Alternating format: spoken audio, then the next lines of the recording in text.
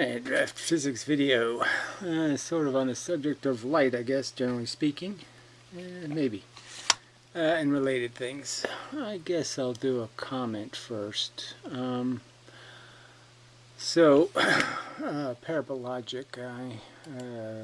parapolylogic or something. Wrong mouse.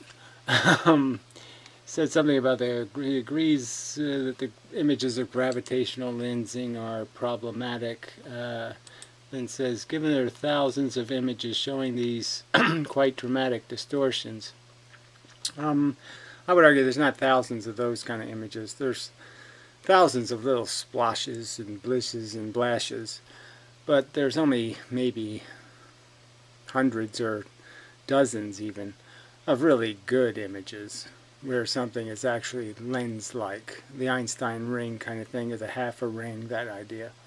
So there isn't that many of those. But anyway, there should be an explanation. The images pose a problem to anyone trying to formulate a theory of gravity. Well, see, I don't think they really do, because I don't think they have anything to do with gravity. But anyway, they are very strange and require explanation. Yes, well, I'd say the people who have the theory ought to provide the explanation. So they ought to explain how it's possible that these lenses could exist where they exist, how the consequences of that gravity being there has all these other side effects that they're not accounting for. This is in the context of how they dismissed the idea of particle gravity because of one problem, one little thermodynamic problem, and they threw the whole thing away, never look at it again, kind of, oh, that's laughable nonsense. And yet they don't meet the same standard. So they leave something completely unanswered, all kinds of questions unanswered, and now you're asking me. But regardless, I'll answer. I think what most of those ones that look like Einstein rings are remnants of explosions. Something blew up, like a supernova, whatever, and there was enough matter around that event to be pushed, not incinerated, not destroyed, but pushed, and it moved. And it moved like a smoke ring. It moved consistently, because that's what matter does. And, I think it's as viable an explanation as anything else. The other question is, we don't get to see the raw. These image files are not just photographs, let's be serious. They're highly processed, and we don't know what exactly the processing is, the algorithms, whatnot. And maybe this is something the algorithms produce. I'm just saying. But anyway, that's my answer. The James McGrin guy did leave a comment, but he is kind of disappointing. He had left some link on one of the videos to a truther on climate change. So I didn't know that's what his interest in climate or weather or meteorology was. That he's some sort of idiot who thinks we haven't dumped a ton of carbon into the atmosphere. I mean, it's not even. You don't even have to do any real science to think just what's all that black oily crap in the ground, and think that every ounce of that crap in the ground that we pulled out and blew into the air, every ounce of that black crap represents perhaps 1,000 years of solar energy hitting a spot, a location. I mean, it's incredibly concentrated energy. That's why it's so powerful, the chemistry of it. And we've released all that. And then a ton of this coal and the other crap and all the wood we've burned and all the rainforests we've cut down, and obviously we've done a lot of damage to the ocean. And so the fact that the Earth, back when that carbon was being put into those sinks, we know it was a much warmer place. I mean, dinosaurs were walking around in Antarctica and shit. And it just seems logical that when you throw that crap back out into the atmosphere, that you're basically undoing the sinking of all of that carbon. But anyway, I don't want to argue, denialists. you know, bullshit. So anyway, just disappointing. But that's everybody. The whole thing is human communication is so disappointing. I was watching a Carl Sagan video that was related to this stupid video that Hostility posted. You know, it was in the related links, and the comments on the video were either disgustingly vulgar or insipidly sycophantish. So I mean, you're either a true believer or you're some obnoxious ridiculer. You know, it's like nothing in between ever. I mean, anything like just a little bit of rational, sensible, reasonable questions to ask. And it was on the subject of the speed of light. You know, people just making these obnoxious, you know, I fucked that Asian chick at the speed of, you know, I went faster than light, I came faster than light, or some kind of, you know, just disgusting crap. I was just saying, what kind of human beings are these? So then on Hoffaday's video, the lunatic, whatever he is, sick creep, the William Gelfeld, apparently he made a video, and it's just garbage, you know, just a rubbish reply video, just taking my clips and then superimposing somebody else asking the same questions I was in some other circumstance from the movies or something. I don't know. I didn't watch it. I just watched a couple of minutes and said, oh, this isn't a serious video. But it's now got the icon of a, you know, John Wayne Gacy. So I guess that's why he called himself John Wayne. It's because he's a big fan of a guy who tortured children and then murdered them.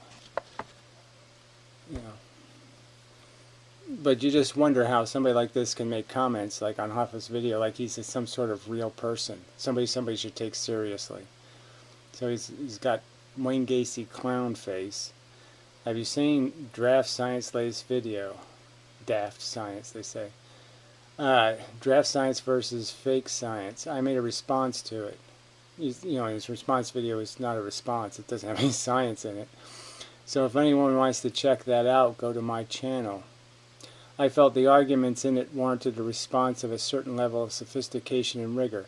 So again, you make the accusation that your conventional science has left huge holes, huge inconsistencies, and huge consequences. Just as Feynman would say about particle gravity, it creates consequences, and you have to account for those.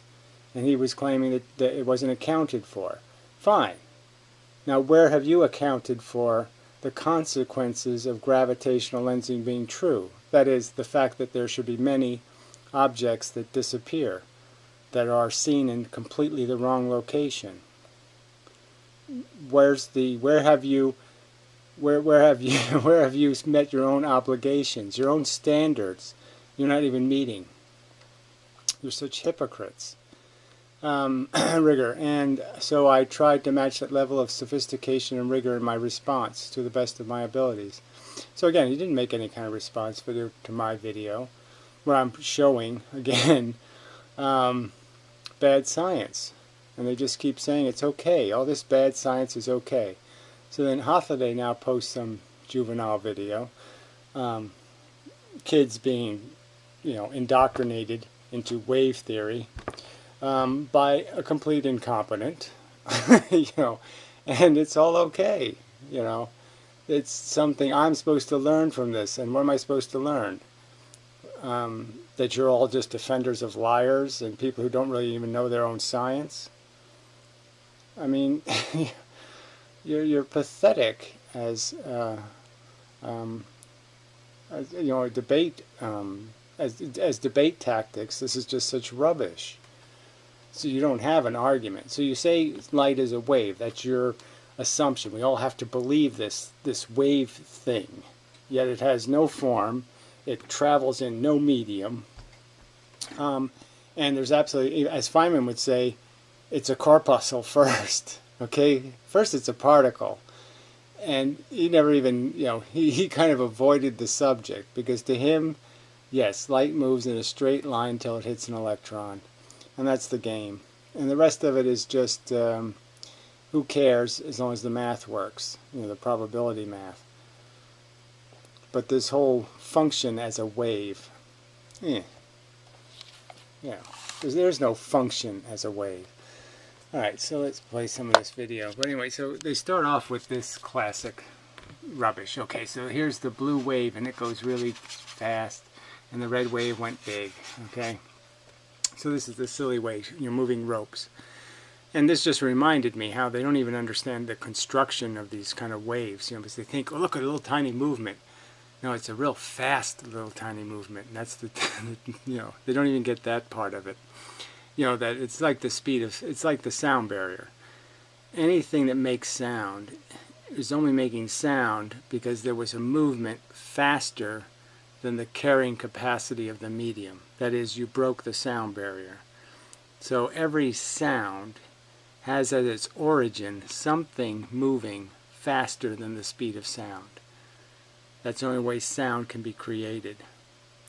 And it's sort of important as a bit of perspective, but they're not going to teach the kids that.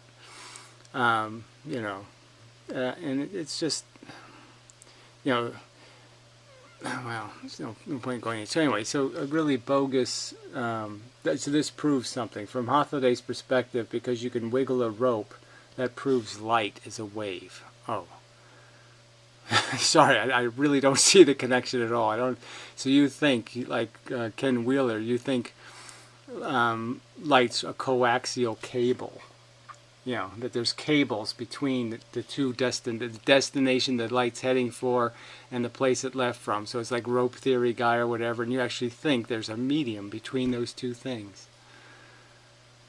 Whew. I mean, you'll fall for almost anything, huh? Alright, so let's get to this part. So now he was talking about why the sky is blue, and so he does the classic pour milk into a fish tank, and then, you know, it duplicates in some respects an atmosphere. And so this is, you know, I guess Holiday thinks this is good science, what this guy said here, okay? So I'll play this end bit, because it's just horrible. So that's how I do. Yeah. You see, the blue is the cathode, and the color that goes through all the way is the orange one. And if you think about it, it does make sense, because what are the blue light? The blue light is very small. so now he's so I just got through making arguments about how, you know, these people turned momentum. They decided momentum has something to do with frequency, and they argue that you increase something's momentum by increasing the frequency. So therefore blue light is more powerful light, right? And this guy's basically going to explain it exactly the opposite. Exactly the opposite. So suppose you take only your bicycle and you hit a tree. What happens? You fall. You fall. Now suppose you're in a big truck and you hit a tree. What happens? You just go through, right? You just go right through. So the right, you just, even that metaphor is so retarded, right? How many people go right through trees? Yeah, you know, I mean, realistically, and survive. I mean, you know, it's just, they're so funny. So, silly explanation, but, so he's basically saying that the red light gets through because it's stronger and bigger, it's a big Mack truck, and blue light can't get through because it's a little weak bicycle. That's exactly the opposite of what they preach when they're doing every other light experiment where they claim the blue light is so much more powerful. I mean, what is it? The blue light would obviously, by physics' definition, blue light has more momentum. So the thing with more momentum gets stopped by the tree, and the thing with less momentum, the red light, somehow plows right through it. And these kind of contradictions from somebody actually teaching science. I mean, he's teaching it wrong. Not that their theory that blue light is more powerful means anything, because it's not. It's only because electrons are more sensitive to it that there's any debate about it whatsoever. It has no intrinsic greater momentum. It merely, people are fooled because you can fit more blue light into a space of time than you can fit red light. So obviously blue light, for the same exposure for the same amount of time to blue light versus red light, means you're going to get hit by more tons, because the blue light's closer, the bullets are closer together. More bullets can be fired in the same amount of time. But each bullet doesn't have more momentum. Blue light is small and it hits the molecules and it bounces off. But the red light is very big and it just goes through. So that's the way physics should be taught. Red light is big and blue light is small. That's an appropriate analogy. That's educational. That's not the opposite of educational, which is wrong and silly. Well, thank you for being such great scientists. You know. Yeah, so it's all great scientists. This is great science, terrific experiment, completely wrong, complete bullshit. And why Thay post it? I have no idea. What, to make my argument for me? That they're really, I mean, he again, you know, he's the one with the titles of his own video, right? Daft Science Wrong. Light is a wave. Our evil scientist deceives children. Well, I mean, I'm not claiming they're evil. I'm obviously claiming they're not very good scientists. That's the point. And yet you're preaching to me like you're authorities, like you've earned your Pope status and your red cardinal hats, and that you've done something of some kind of merit to be such arrogant, obnoxious assholes. And you haven't. And it's disgusting. It's really gross. And you really suck as human beings. Alright, so yeah, some other guy asked me if I do I don't do hangouts on YouTube anymore. It's just too big a hassle. Even if it wasn't for all the harassment issues, because YouTube gives you no security. So people come in, they mute you, they just disrupt the room. What's the point? They don't give you any tools to prevent it. So what's the point of having a public room? It's not viable. Yeah, there's no point. So anyway, because YouTube's evil for sure. I mean, you know, another thing Hoffaday probably can't figure out. So, yeah, I guess that's all. Working on I'm trying to do some more writing, and I just can't, I just don't. It's like the teaching kids. It's like I really just don't have a desire to, put this into little words so everybody can understand every little bit of it and make sure everything's covered. So I really did do a new background, though. Worked on a few things, but I haven't got the text finished yet. But there will be new text eventually. Get to it. Describing all the... It's all these simple things, you can go the push-pull argument, and you can do the... everything is the center of the pressure. No matter where you go in this field, it will seem like everything's heading right for you. Kind of syndrome. Definitely kind of illustrating the push character and how the push character duplicates Einstein's pull convergence. Exactly. I mean, creating a well, push, dimpling down. Creating external pressure duplicates exactly the same thing. And it just does it more rationally. It's more understandable as a simple mechanism the universe would think of. The universe is going to do it the simple way, not the complicated way. The universe likes straight lines when it comes to efficiency. Maybe nature doesn't have a whole bunch of them in the big parts of nature, but in the little parts of nature, in the little world, lots of straight lines. So anyway, I don't think there's anything else that was compelling. But yeah, there's so many subjects. But anyway, just, people are just disgusting.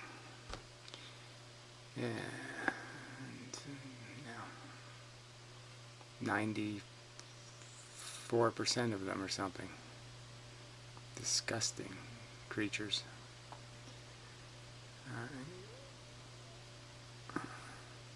I mean, they're just, it's like those little kids in a way. You know, if you actually watch the video, it's just kind of annoying because they're so obnoxious. The little kids are so arrogant, so full of themselves, and they're so underqualified. You know, they haven't yet experienced or done anything to merit their arrogance.